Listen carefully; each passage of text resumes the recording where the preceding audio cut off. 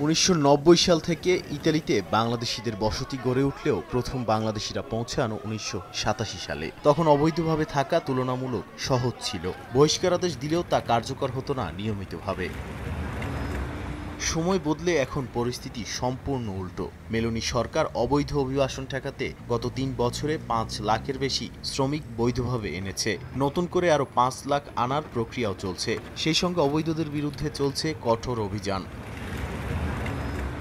বৈধ কাগজপত্র নেই এমন অবস্থা বা সামান্য অপরাধের অভিযোগে বাংলাদেশিদের ফিরিয়ে দেওয়া হচ্ছে দেশে। রোমের কেন্দ্রীয় পুলিশ স্টেশনে মানবিক আশ্রয়ের আবেদন করতে গিয়ে কয়েকজনকে ফেরত পাঠানো হয়েছে। এতে অবৈধ অভিবাসীদের মাঝে ব্যাপক আতঙ্ক ছড়িয়েছে।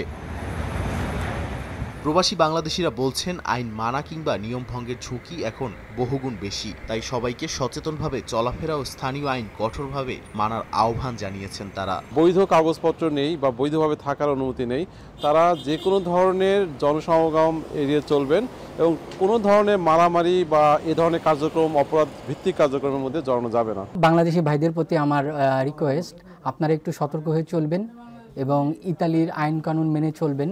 ইতালিতে বর্তমানে ২ লাখের বেশি বাংলাদেশি বৈধভাবে থাকছেন। তবে অভিবাসন সহায়তায় জড়িত সংগঠনগুলো বলছে, অবৈধ অবস্থানের সংখ্যা ১.৫ লাখেরও বেশি। নৌপথ, সড়কপথ, জাল স্পন্সর, ভিজিট ভিসা মেয়াদোত্তীর্ণ হয়ে থাকা বা মৌসুমি ভিসা শেষে না ফেরা, এসব কারণেই পরিস্থিতি জটিল হয়েছে।